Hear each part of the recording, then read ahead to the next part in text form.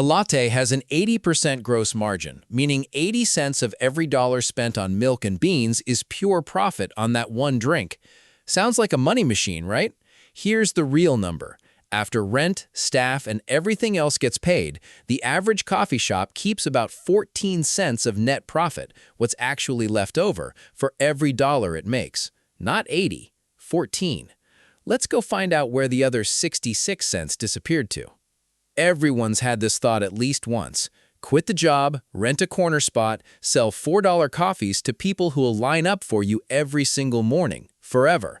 It's the cleanest business fantasy out there. Low tech, high margin, and it smells incredible while it's failing, which is exactly why roughly 40,000 coffee shops already exist in the US. You're not spotting an empty gap in the market. You're walking into a completely full room. So if the room's already full, where does all that 80-cent margin actually go? Let's audit this like it's someone else's money, because that's the only version of this where you actually survive it. Build out. This is everything you spend before you sell a single cup. Construction, furniture, the machines, the shell of the place. A tiny kiosk with no seating can open for around $80,000. A real cafe with seating and a kitchen line runs anywhere from $150,000 to $400,000.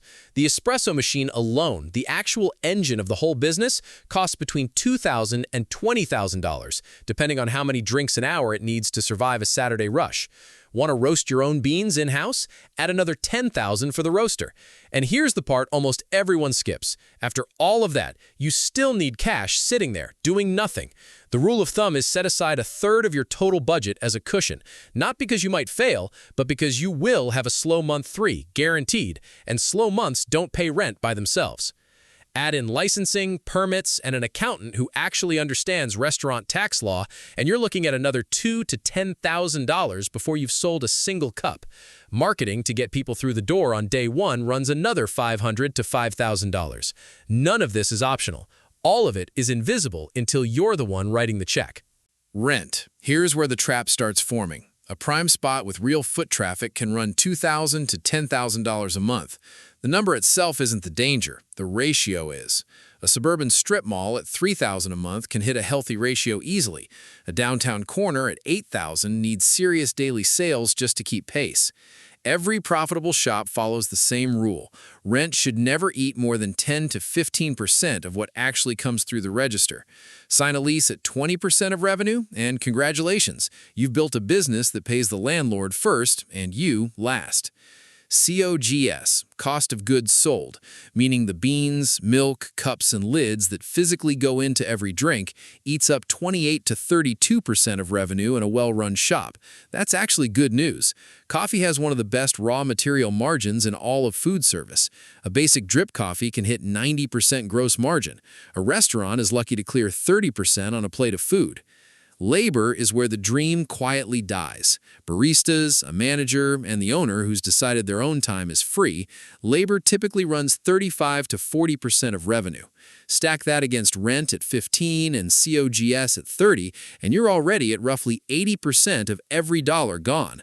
Before insurance, before a broken grinder, before one single dollar reaches your own pocket.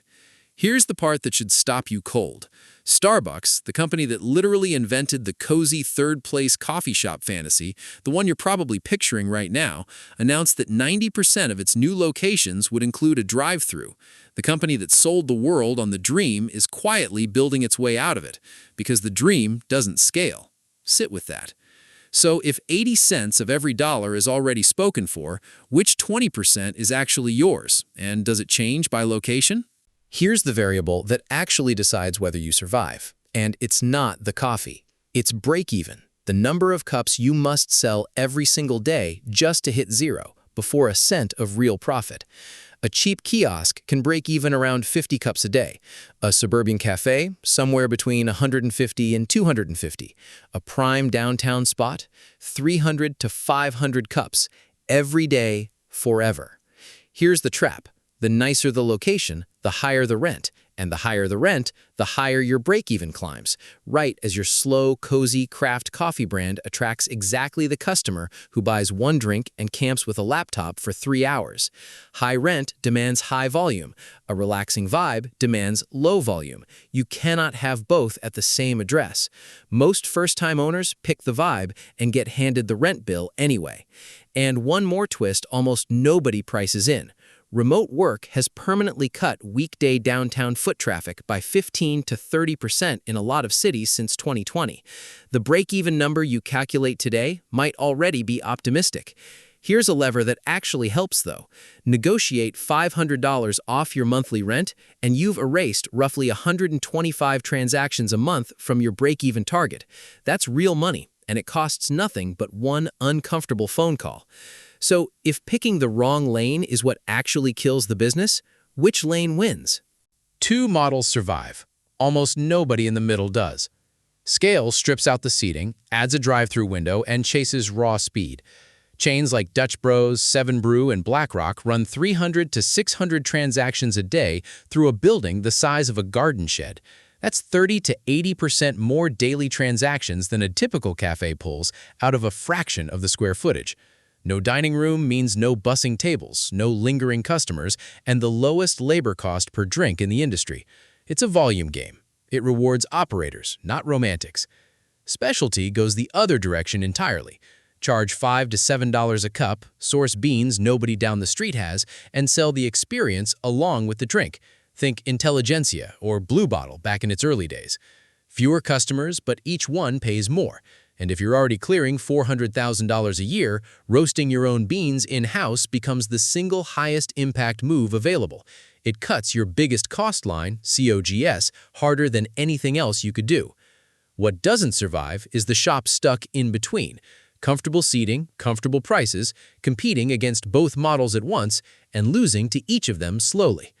Roughly 60% of coffee shops make it past year 1. Only about half make it to year 5. Almost every failure picked the middle. So, does the math actually work, or is this whole dream just an expensive way to lose money slowly? It can work.